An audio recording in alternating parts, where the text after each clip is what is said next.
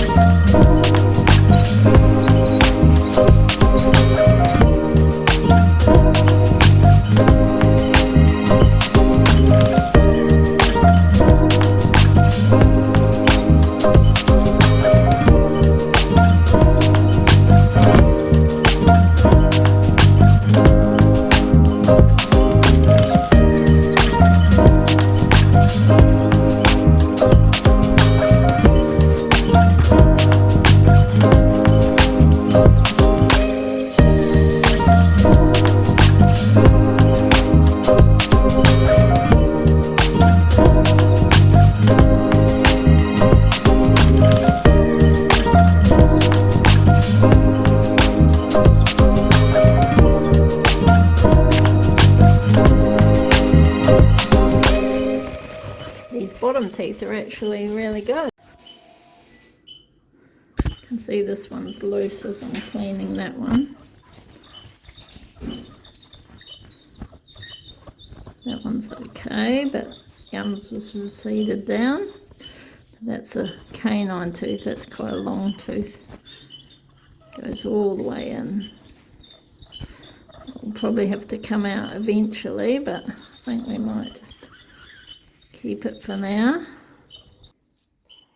This one will definitely need coming out because you can see how much receded. It's gone way up there, so it's not any point keeping that one. And then even this one's a little bit dodgy too. It's gone right up, so I think we'll be taking that one out too. And that's what happens when you get so much tartar and it sits there,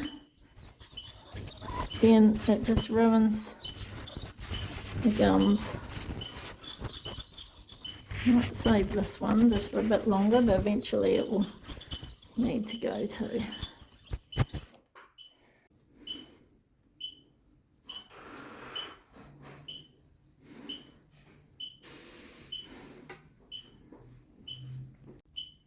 So I can't really possibly leave this tooth in because the gums have receded so far back. There's not much holding it on. So it's always a judgment call when the vet cleans the tartar off and sees how much is left, whether we can get a wee bit longer with the tooth or whether it needs to come out. That's always the dilemma. But this one obviously needs to come out. It's not holding it in by much.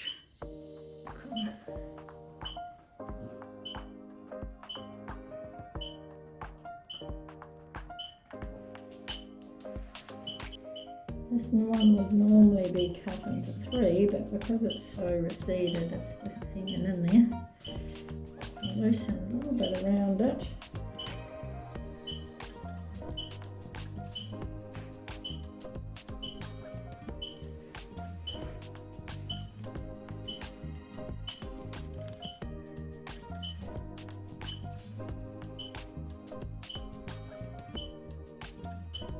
There we go.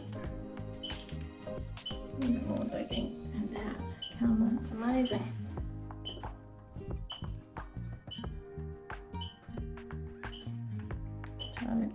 So, not holding in by much at all.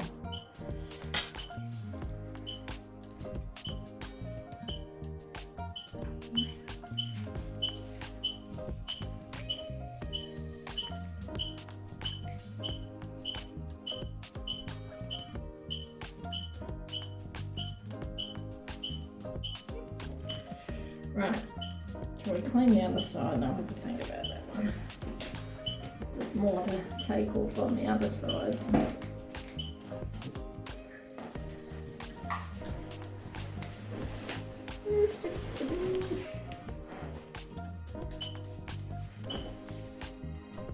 And this is the other side, so we might end and find out that we've got the same problem here as well. So we'll get the tartar off and see.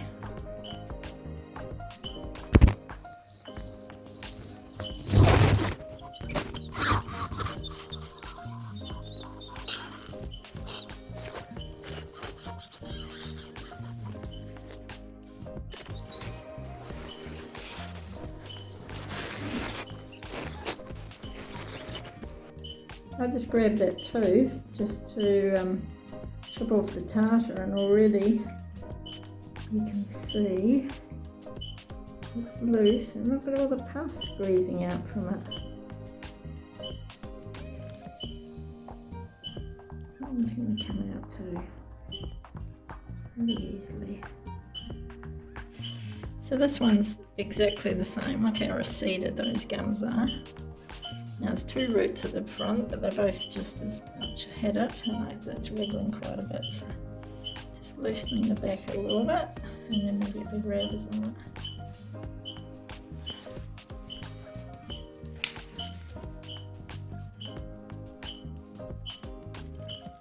So now it's just holding in by that last one. The back one. There we go. Yeah. So there was a whole lot of pus in between that one at the front. It was just oozing out, but the last wee half of that last root was all that was holding it in there. Amazing, eh? It's just, yeah, you don't know what's happening underneath the tartar. A big chunky bit. Right, I think we've got a few more to just take out here. See how the gum's actually trying to heal itself underneath. So it's been like that for a wee while, trying to preserve the gum itself. Right, I'll just take this one out if we can. Is that loose? We're going to end up keeping that one. No, it's not loose. I reckon that will heal down around it, to be honest. So we might leave that one. I think, look at that one. That one's nice. That one's good. Nothing wrong with that, really. I'll just tidy up these others. The bottom teeth on this side's fine too.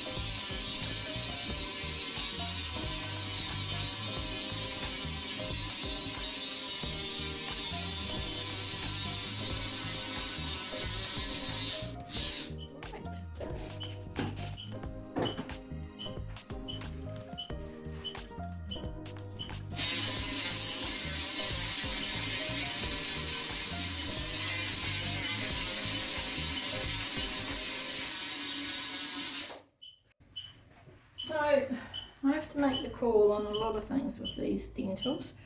It's always hard when you get one that's receded back. In the perfect world, yes, you would take that out. But this dog is only 6 years old, and so I'm inclined to leave that. I've already talked to the owner and said that we have to make a decision when we're in there. If they're really bad, we'll take them out, which is what I have done with those 2 carnasial teeth. But I did say that there might be some that are receded a little bit, but are still sound, and maybe we can get another year or 2 out of them. Because once we start taking teeth, especially the fang teeth, then the tongue starts hanging out and it just looks a bit weird. So I think that will be fine. The owners could even start brushing, and they'll be able to keep the tartar off this top of this tooth. Even just to do the front of the teeth would achieve a bit anyway. We're gonna keep an eye on this one because the inside of the tooth was actually okay. It's just a wee pocket on the side. So now that we know that's there, I reckon we can keep an eye on it, even if we check them 3 to 6 monthly if they want. Won't take much. We could even be a nurse consult, but I would like to see them. So yeah, and also the other thing is if they smell the breath, and if the breath's starting to get a bit waffly, well, that's an indication that it needs to have a dental again. But this wee girl's only 6, so she can handle a few more dentals. I mean, if she was like 15 or something, then I'd be seriously considering taking this one out, because I don't really want to have to put her under an anaesthetic again. Even we do get older dogs that have got murmurs, so it's always a juggle between the risk of the anaesthetic and taking teeth out. But honestly, I've seen so many dogs that are a lot happier after having their teeth addressed. So I do think it's worth having teeth out and accepting the risk of an anaesthetic. I hear so many stories of clients that come to me and they've been somewhere else and they've already been talked out of having a dental because it's just too risky. But I just don't think it's quality of life if they've got a smelly mouth, especially loose teeth. How much pain would that be every time you chomp on something or even just move? It would hurt. So I have certainly talked people into having a dental done, and the anaesthetic has been okay, and they've been a happier dog. Who knows how much longer they've got, but at least it's quality rather than yeah, at least it's quality. So yeah, you have to judge each case as individual, but certainly the main key is to keep an eye on them and keep sniffing them and seeing if they're actually smelly. If they're smelly, they're probably rotten. So we're all good here. I've taken that wee one out here, and we've just done a polish, so we're going to make her up.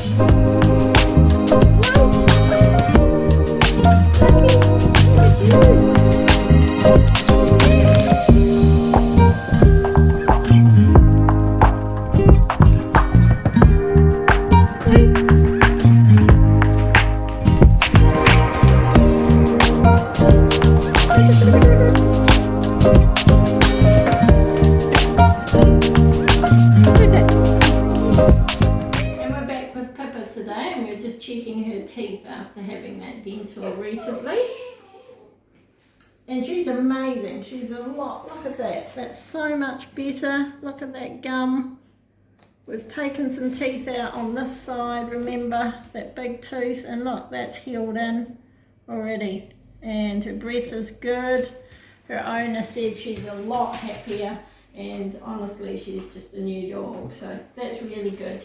Hey, alright, so she's going to keep an eye on those. We've got a brother that's going to have a dental done as well. He's got a wee tooth at the back too, so he's waiting for his treatment.